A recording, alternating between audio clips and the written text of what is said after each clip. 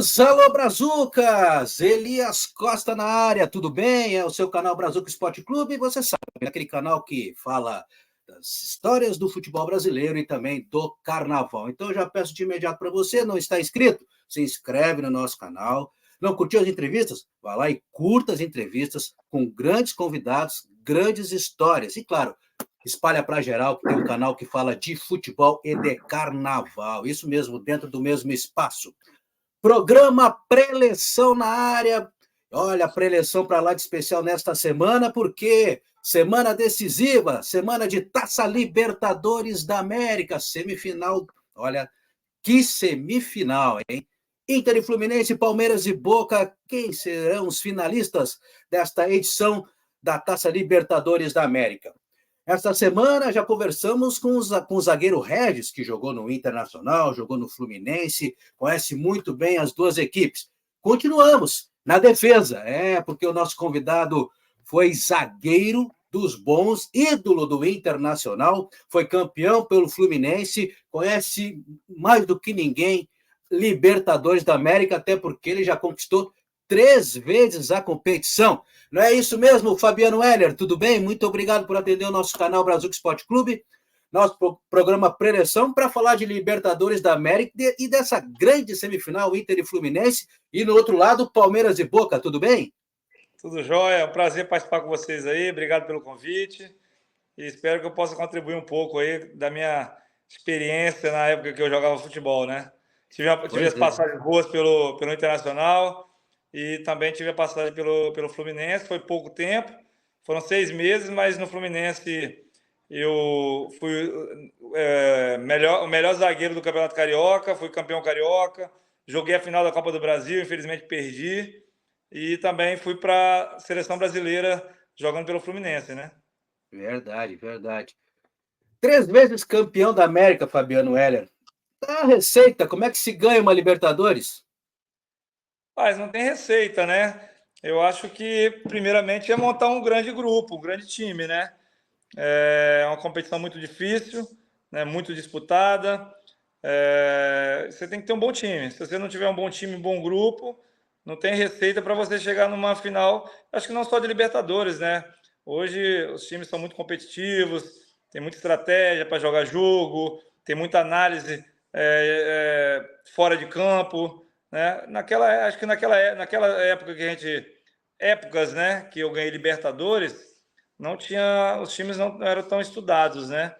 E eu falo assim que esse jogo do Fluminense é um jogo até mais complicado, porque é um time brasileiro, é um time que a maioria dos jogadores já se conhecem, já jogaram juntos, já jogaram contra várias vezes, treinadores já conhecem o estilo de jogo, né? As equipes já se enfrentaram. Então, assim, acaba se tornando mais difícil porque as duas equipes se estudam muito, né? Diferente como você joga com um time de fora, eles até analisam, mas é diferente quando você vê um jogo, 2 jogos, você não acompanha o dia a dia, você não acompanha a competição nacional aqui, onde você está vendo todos os dias jogos dos adversários, né? Verdade. Só para recordar, o Fabiano Heller foi campeão pelo Vasco em 98, aquele timaço, aquele elenco maravilhoso, comandado pelo técnico Antônio Lopes, e 2 vezes pelo Internacional, 2006 e 2010. Inter e Fluminense, Fabiano Heller, você acredito que tenha acompanhado o primeiro jogo no Maracanã. O Inter fez uma boa partida lá no Maracanã, no Rio de Janeiro. O Fluminense também soube buscar um empate, com um jogador a menos. Mas o que você projeta para esse jogo de volta no estádio Beira-Rio? Olha, apesar do Internacional ter essa vantagem de jogar em casa, né? Mas hoje em dia não considero uma grande vantagem, né? Porque o time do Fluminense é uma grande equipe, já buscou muitos jogos, muitas vitórias fora de casa. O Internacional esse ano perdeu algumas partidas também em casa. Eu falo que 2006, sempre falo isso, 2006 o nosso time era quase imbatível em casa. Dificilmente um time ganhava da gente, a gente tinha essa confiança, não era falta de respeito com os adversários, mas quando você sempre ganha, sua confiança é outra, né? Então os adversários realmente, quando jogava contra a gente no Beira-Rio, tinha dificuldade, passava dificuldade em todas as competições. Fomos vice-campeões regionais, gaúchos, né? fomos vice-campeões brasileiros. Em casa, nosso retrospecto era bom. Na Libertadores, a gente só perdeu um jogo, que foi para a LDU, fora de casa, né? E depois a gente não perdeu mais. Então, assim, o nosso retrospecto era muito bom. Acho que assim, vai ser uma partida difícil para as duas equipes. O Internacional tem que fazer prevalecer um pouco essa vantagem do mando de campo, já que joga muito aí, já que tem a torcida ao seu lado. Retrospecto do Internacional, talvez esse ano tenha perdido bastante partidas, mas a maioria foram com vitórias. Então, assim, tem que usar esse retrospecto a favor do Inter. Mas é uma partida aberta para as duas equipes. Pois é, além do fator local, onde você acredita que o Inter possa superar o Fluminense? O time do Internacional é uma excelente equipe, né?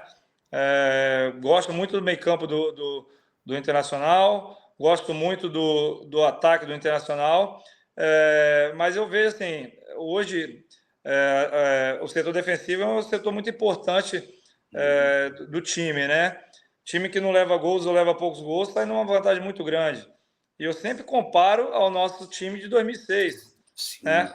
A gente tinha assim, uma defesa muito sólida, né? Que os jogadores confiavam na gente, né? Sabia o que a gente poderia fazer nas partidas. Então acho que é fundamental aí ter uma defesa sólida, um goleiro seguro, né? Você não tomando gol, uma tranquilidade bem maior para que você vença a partida, né? Agora, porque às vezes você vai lá e faz mas está sempre tomando gol, então assim dificulta muito as partidas. Você tem que correr atrás de jogos, de vitórias, tendo que sempre correr atrás do resultado, né? Defesa sólida para mim é fundamental dentro de um time. Verdade. E no outro lado, onde o Fluminense pode superar o Internacional jogando fora de casa? O Fluminense, você sabe, né? Aquele toque de bola deles que realmente, se não encaixar na marcação, eles fazem a diferença. O ataque deles com o Cano é diferente, é diferente. Ele, em bola às vezes morta, né? Ele consegue fazer jogada de gol, né? Então, assim, ali você tem que. Esse jogador tem que ser marcado diferente, porque ele está na confiança, está no momento bom, já vem de um momento bom desde o ano passado. E se realmente der mole, faz gol. Então, assim, a principal jogada do Fluminense é o toque de bola, a qualidade dos jogadores com toque de bola, que o Diniz gosta disso, né? E o ataque do Fluminense, se deixar, é fulminante, né? Verdade, verdade.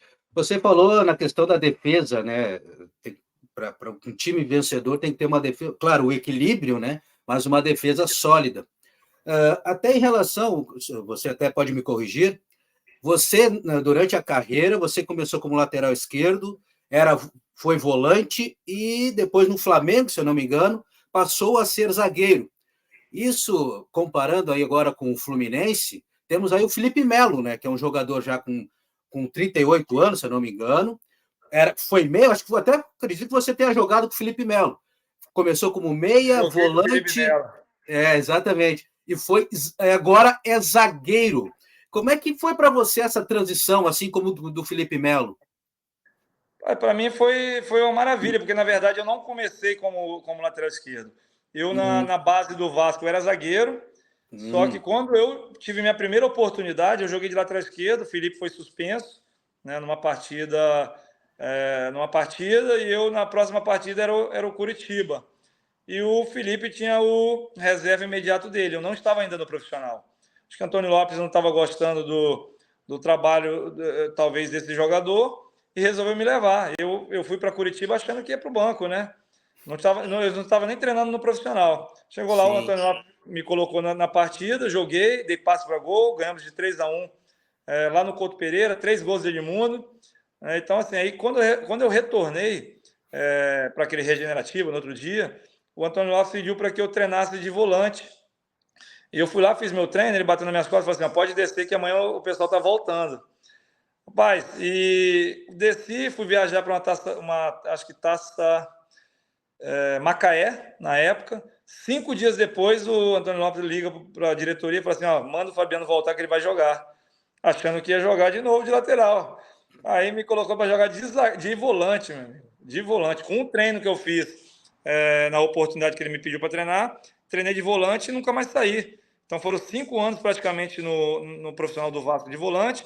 Fui contratado para o Palmeiras de volante, fui contratado para o Flamengo de volante, e no Flamengo eu pedi para o Nelsinho, falei assim, Nelsinho Batista, né? Falei, quando eu tiver uma oportunidade, você me coloca de zagueiro, que é uma posição que eu gosto, é a minha posição de origem.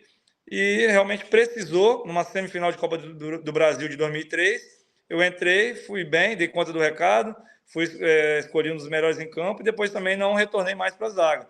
Mas já joguei, só não joguei de lateral direito, porque eu sou horrível com a direita. Horrível, todo mundo sabe. Não joguei de goleiro, agora já joguei de volante, zagueiro, lateral esquerdo, joguei de meia, no Vasco na época, né? Já deu uma rodada bastante. Então, assim, a minha volta para a zaga foi ótima, porque eu gostava de jogar de zagueiro, mas essas minhas mudanças de posição, né, que geralmente um lateral, até mesmo um volante, um meia, tem que ser jogadores mais técnicos, né, me ajudou muito para que essa minha técnica na zaga sobressaísse.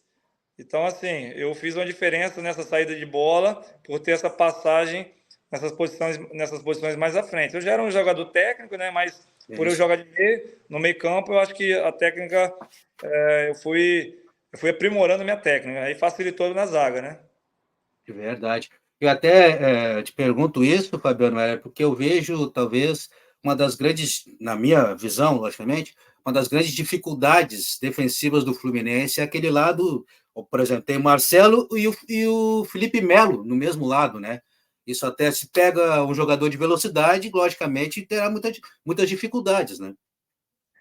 Olha, assim, hoje, pelo alto nível do futebol, pode até ser que aconteça, né? Mas o Felipe é um jogador muito experiente. Eu joguei até 39 anos e não tinha dificuldade. Eu não tive dificuldade. Joguei 2 anos de Série B pelo Náutico, joguei no Red Bull, primeira divisão do Campeonato Paulista, já com idade avançada, e eu era zagueiro. Entendeu? Então, assim, o cara que tem uma experiência maior, talvez até sobressaia de um jogador que é mais rápido. Por quê? Porque já está antevendo a jogada, já sabe o que vai acontecer, já sabe onde a bola vai cair. Então você já sempre está esperto para as coisas que estão acontecendo, né? Já tem a visão mais à frente. Então, assim, acaba não sentindo tanta dificuldade. Agora, eu não posso falar no momento de hoje, porque o futebol hoje está muito mais alto nível, né? Muito mais dinâmico, muito mais correria. Talvez ele sinta, mas ele tem experiência para poder jogar, senão também não estaria jogando. Todo mundo sabe do Diniz, como cobra, né? Da visão que tem de jogo. Então, se ele não estivesse rendendo, com certeza não estaria jogando, né? É verdade, até porque a vantagem também é a saída de bola dele, que é qualificadíssima, né? Pô, qualificada. E o estilo de jogo que eles gostam, né? Com saída de trás, sair tocando a bola.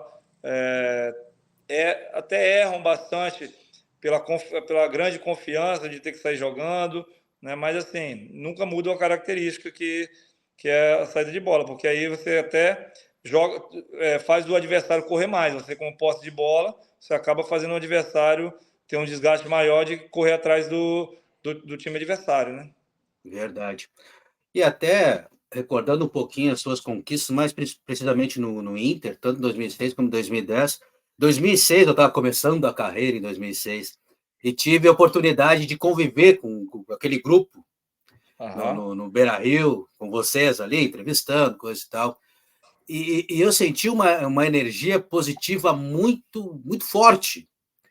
Isso é fundamental para a conquista de títulos, né? Como aconteceu em 2006. Quando você tem um time bom, isso é uma vantagem muito grande. E a gente tinha um bom time, um time Sim. que encaixou, né? O time estava encaixado. Então, isso aí, para uma equipe, acaba se tornando sólido. O trabalho era muito bom, né? A gente já vinha de um trabalho bom de início de ano, durante a competição de brasileiro. Como eu falei com você, dificilmente a gente perdia jogo em casa. Fomos vice-campeões brasileiros em 2006.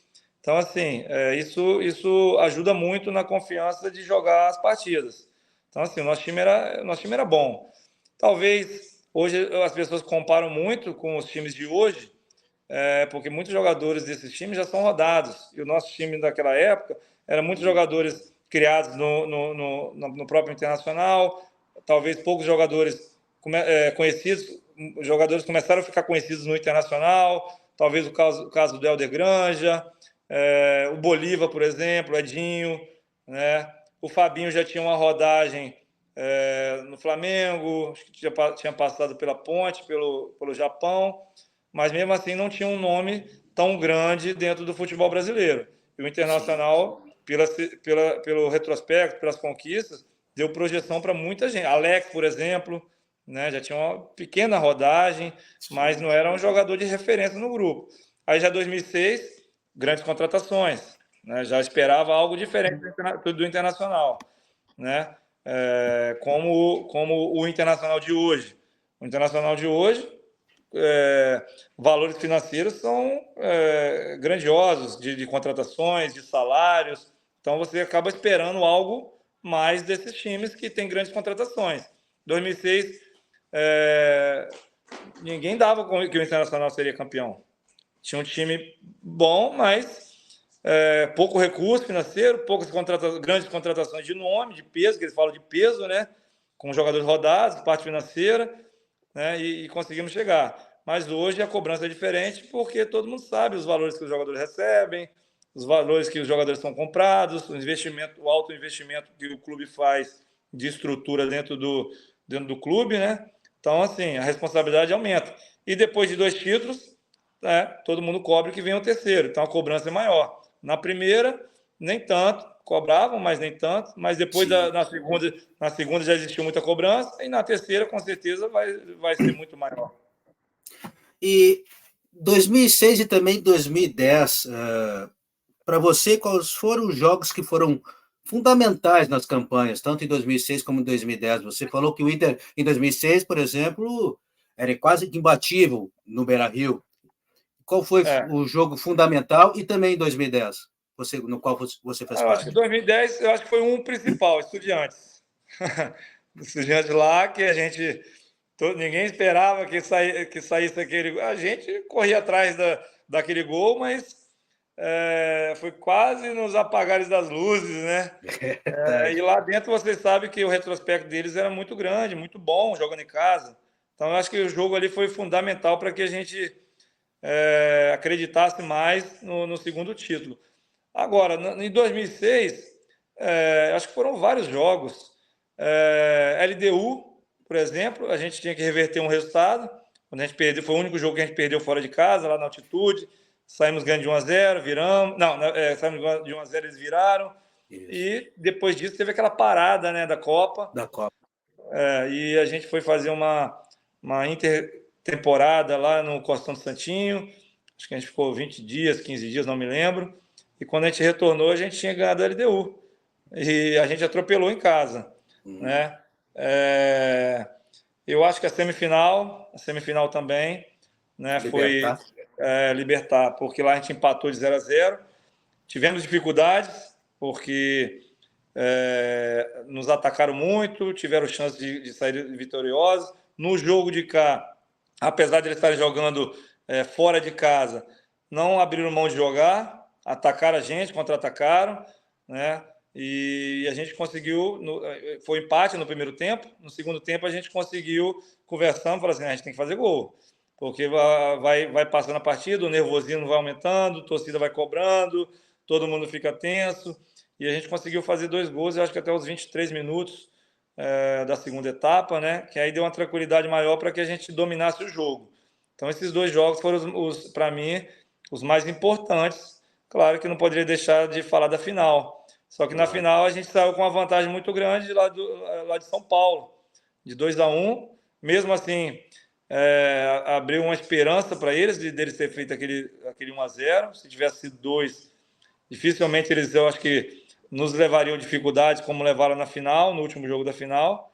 Mas eu acho que foram esses 2 jogos. E depois da final é sempre difícil, né? Não tem jeito. Pegamos São Paulo, que era o atual campeão naquela época, campeão brasileiro.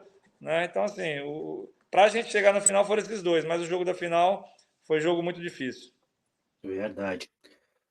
Estamos conversando com Fabiano Weller, ex-zagueiro do Internacional, do Fluminense, também do Palmeiras. Já vou perguntar a respeito do Palmeiras. Você teve uma passagem lá pelo futebol paulista, pelo Alviverde de São Paulo. E o que você acredita nessa semifinal? Boca e Palmeiras. Acredita que o time do Abel Ferreira possa passar?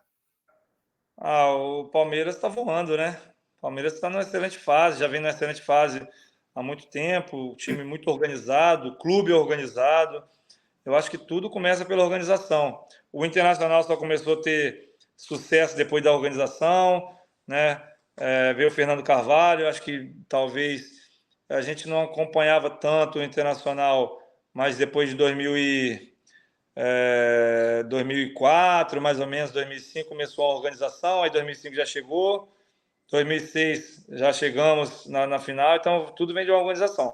E o Palmeiras está muito organizado, tudo muito organizado, e eles viram que para conseguir obter resultados bons, precisava organizar. Eu tive uma passagem pelo Palmeiras de 9 meses, né? Onde eu fui contratado pelo Vanderlei Luxemburgo na época. Logo em seguida ele saiu. Depois disso, não tive muitas oportunidades, entrei em poucos jogos. Então, assim, não foi um ano fácil para mim, né? Jogava de volante, eu estreiei vestindo a número 10. Olha o que fizeram comigo. Quase enterraram com a minha carreira no Palmeiras. Rapaz, o Alex, referência do clube, batedor de falta, batedor de escanteio, ídolo, que tem uma estátua para ele no Palmeiras. O Alex sai, os caras me apresentam com a 10. Imagina, zagueiro, lateral esquerdo, volante, marcador, jogando com a 10. Os caras vão esperar o que de mim? Que eu batesse falta, né, que eu fizesse gol de placa, quase encerrar minha carreira. Né, foi complicado. E depois disso, chegou no final do ano, eu ouvi conversas que renovariam comigo, não chegou treinador novo, acabou não fiquei lá, né, pelos poucos jogos que eu fiz, e depois fui contratado pelo Flamengo. Mas assim, o Palmeiras hoje é uma das referências dentro do Brasil, né? É verdade, é verdade. Até lembrando um pouquinho, volante, zagueiro, lateral esquerdo, as características do Fabiano Heller, até para quem é até mais jovem, não viu o Fabiano Heller jogar, era um jogador muito técnico, né? Bom, vestiu a 10 do Palmeiras. É verdade. Com a 10 no Palmeiras, joguei com a 10 no Catar. Não sei quem viu nem quem foi esse maluco de me ver com essa qualidade toda aí, mas arrisquei alguma coisa, né? Assim, eu sempre fui um jogador muito técnico, né? Desde da base do Vasco, zagueiro mais técnico. E assim, eu falo com sinceridade que talvez eu tenha mudado uma mentalidade, talvez, não sei, do futebol gaúcho, mas do futebol do Internacional, porque as pessoas tinham uma desconfiança muito grande com os zagueiros com a minha característica, e eu fui contratado com essa desconfiança, sempre fui um jogador que não dava chutão, procurava sair jogando, né? E o time não trabalhava dessa maneira, né? Com essa, vamos se dizer, não é irresponsabilidade, né? Sim. Mas, naquela época, se eu entregasse, se eu saísse jogando e desse errado, a responsabilidade era total minha. Total minha. Porque você tinha que fazer um jogo mais seguro, né? Arriscar menos. Hoje você arrisca mais, né?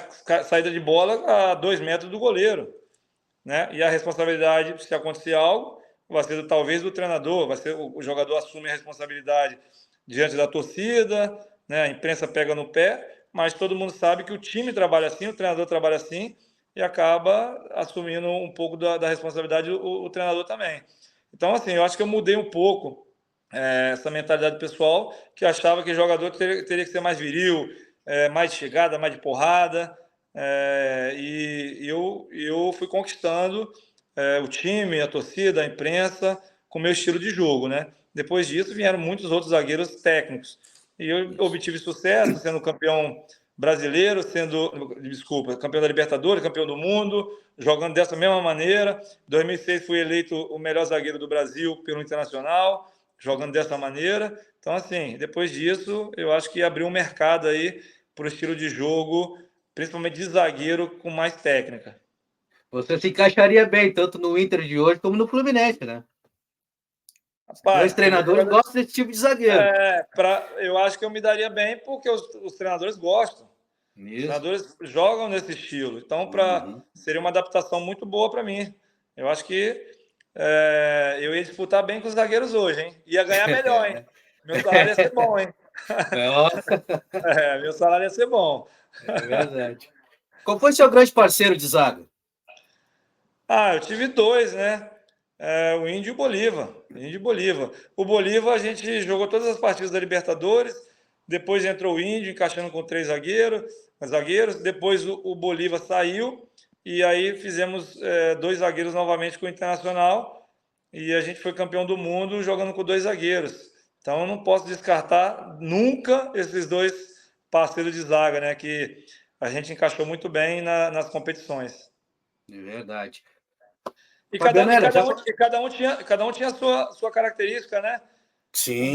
O Bolívar cresceu muito durante a competição, desde o início da competição, contra o Maracaibo lá, a gente já encaixou, né? O Índio era um futebol mais de força, mas conseguia chegar bem no ataque, era difícil. A gente fazia muito esse fator surpresa para o adversário, porque às vezes ia o Índio, às vezes eu ia, difícil os caras saber se o cara desencaixa de um para marcar a gente, então era sempre com surpresa. E a gente tinha muita força para chegar na frente. Então, assim, eu com uma certa força, menos do que o Índio, mas com mais técnica, e ele atropelava nas subidas dele também. Então, assim, cada um com sua característica diferente, a gente conseguiu encaixar. Verdade. Fabiano, para encaminhar o nosso papo, eu estou vendo lá no fundo a Taça da Libertadores da América. Tá aqui, ó.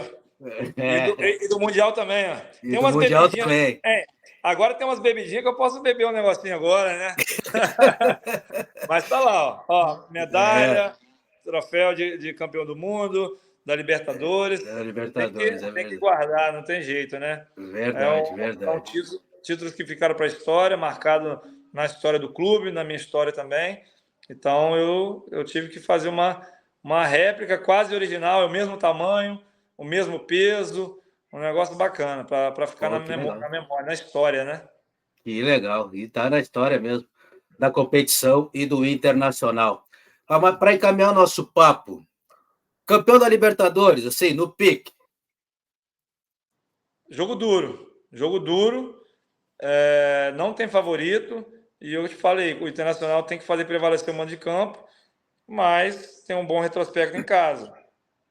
E o time que quer ganhar, meu amigo, final, tem que tirar algo mais, doação mesmo, entrega, vontade, esquecer tudo para fora, jogo que você não pode estar pensando em coisas que não seja da partida, foco total, concentração total. E se o Internacional jogar assim, prevalece a força deles porque estão jogando em casa. Verdade. Você tem 3. Então, te pergunto, um jogo inesquecível de Libertadores para você? Foi o jogo contra o São Paulo. O primeiro jogo, o segundo jogo da final para mim, porque foi o título inédito para o Internacional, né? Deu uma contribuição de um passe de gol ali, onde eu tirei a bola praticamente da mão do Rogério Ceni, deu um toquezinho, a bola sobrou para o Fernandão, e o Fernandão fez o gol. Um jogo também que até os 45 do segundo tempo a gente estava sendo massacrado porque a gente estava com um jogador a menos. Então, assim, foi uma loucura. Esse jogo, para mim, foi o melhor. Foi um jogaço, é verdade. Inesquecível aquela final de 2006. Fabiano Heller, muito obrigado aí por reservar um tempinho. Sei que o tempo é corrido. Você, principalmente nesse momento, logicamente, está sendo concorrido e muito chamado aí pelos colegas. Verdade, isso é verdade. Então, desde já, te agradeço aí por reservar um tempinho para bater esse papo com a gente sobre as semifinais da Taça Libertadores da América e, lógico, relembrar um pouquinho das conquistas, né, tanto do Vasco, Inter e as duas do Inter 2006 e 2010. Muito obrigado. Hein? Não, eu que agradeço a participação. Realmente é correria, porque é muita gente hoje do Rio Grande do Sul me ligando. Que jogo bom, né? É bacana. Que bom. Jogo bom, decisivo. E eles sempre relembram histórias vitoriosas que atletas tiveram aí no clube. E eu estou sempre sendo lembrado, né? Então, assim, fico feliz, tento atender a todos, né, da melhor maneira, e só tenho que agradecer aí o carinho que o pessoal da imprensa tem por mim. Que maravilha. Conversamos com o Fabiano Heller, campeão pelo Vasco, campeão pelo Internacional 2006 e 2010, sabe muito de Libertadores da América. Esse foi o programa Preleção, para lá de especial, a respeito de Libertadores da América, e na defesa, Regis e Fabiano Heller. Te mete com essa zaga. Preleção que volta na próxima semana. Grande abraço. Grande abraço, Heller. Valeu, obrigado. Um abraço para vocês.